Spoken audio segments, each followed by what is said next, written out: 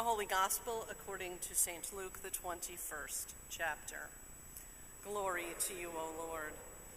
When some were speaking about the temple, how it was adorned with beautiful stones and gifts dedicated to God, Jesus said, "As for these things that you see, the days will come when not one stone will be left upon another. All will be thrown down."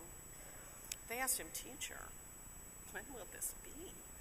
What will be the sign that this is about to take place?" And he said, "Beware that you are not led astray. For many will come in my name and say, 'I am he,' and the time is near. Do not go after them. When you hear of wars and insurrections, do not be terrified. For these things must take place first, but the end will not follow immediately." Then he said to them, "Nation will rise against nation, and kingdom against kingdom. There will be great earthquakes, and in various places famines and plagues. There will be dreadful portents and great signs from heaven. But before all this occurs, they will arrest you and persecute you. They will hand you over to synagogues and prisons, and you will be brought before kings and governors because of my name. This will give you an opportunity to testify. So make up your minds not to prepare your defense in advance, for I will give you words and a wisdom that none of your opponents will be able to understand or contradict. You will be betrayed even by parents and brothers, by relatives and friends.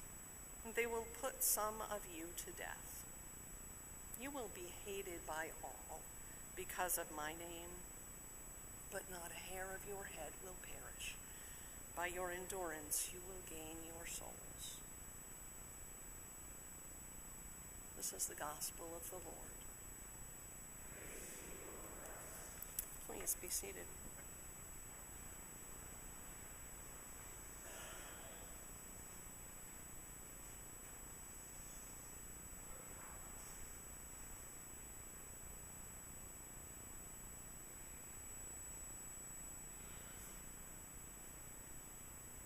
Do not be terrified, Jesus said. There's a lot of terrified going on in the Gospel of Luke. It begins in terror. Zechariah surely was terrified when that angel appeared to him. Mary was surely terrified when the angel appeared to her. The first words those angels said was, "Do not be afraid." And then that heavenly host appeared to the shepherds out in the fields, keeping guard over their watch, keeping guard over their flocks by night.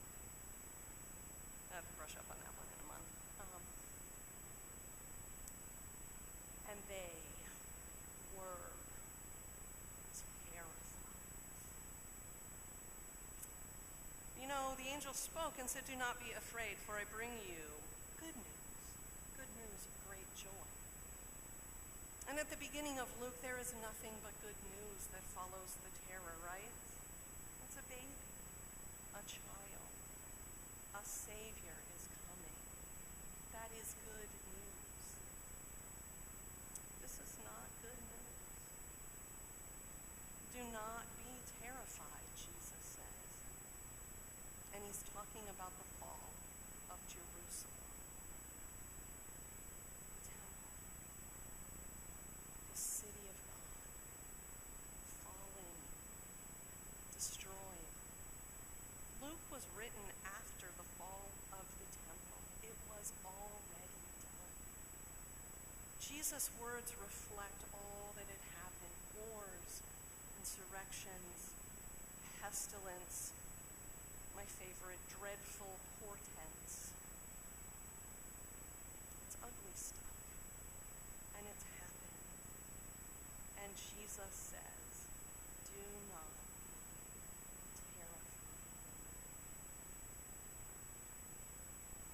It's a text that's as if it was written for us this week. Do not be terrified.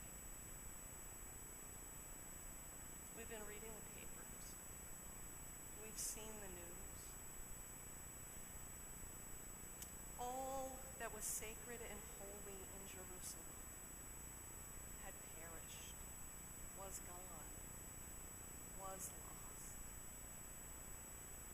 And now we read about students in colleges being spat upon, being told to go back home. Black churches burned. A friend of mine in the South has been called to spend time in elementary schools comforting Hispanic students, little boys and little girls, who are being told your mommy and your daddy should go back to Mexico. They're traumatized by the horror of what they are hearing. LGBTQ flags are being burned right off of houses in our own city. All that is safe, all that is sacred is being terrorized. And Jesus says, do not be terrified.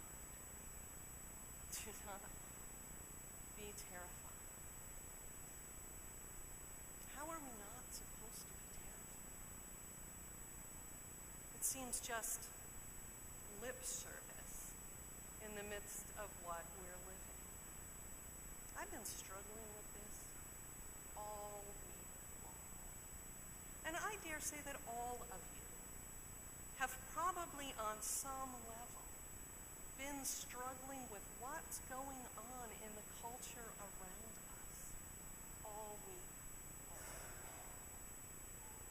Jesus says, don't be terrified, for I won't allow you to perish. I won't allow you to be lost.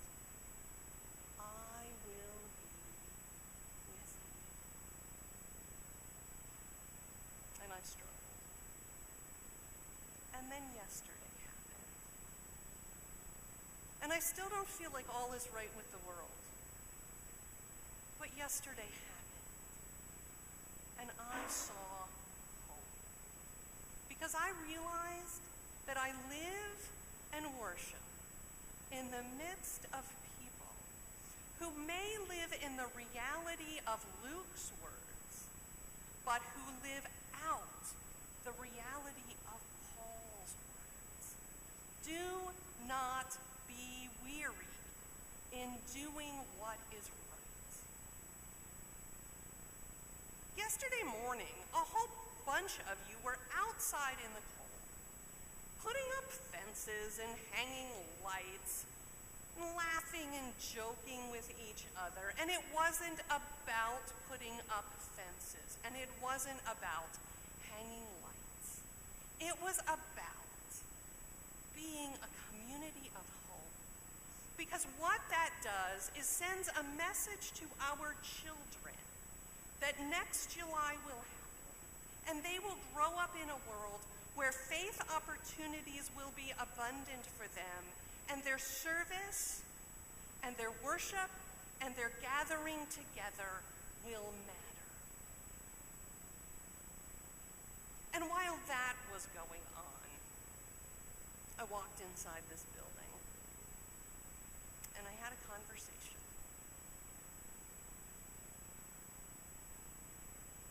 See, I don't like the CEO of Samaritan's Purse. He has said vile and evil things about people who are friends of mine, about our open and affirming statement in this very church. And I had a really hard time with those shoeboxes sitting out there because of that. But brothers and sisters in the faith don't fight or talk behind one another's backs. They sit down together and they listen and they talk openly and they talk honestly. And I realized that Larry and I will never agree on that.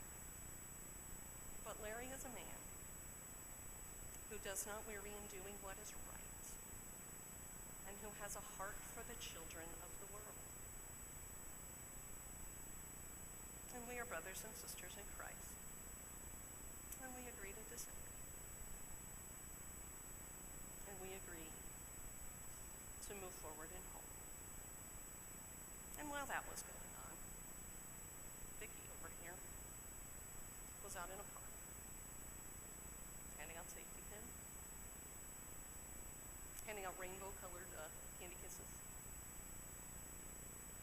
standing in solidarity with those in our own LGBTQ community who are feeling terrorized and terrified.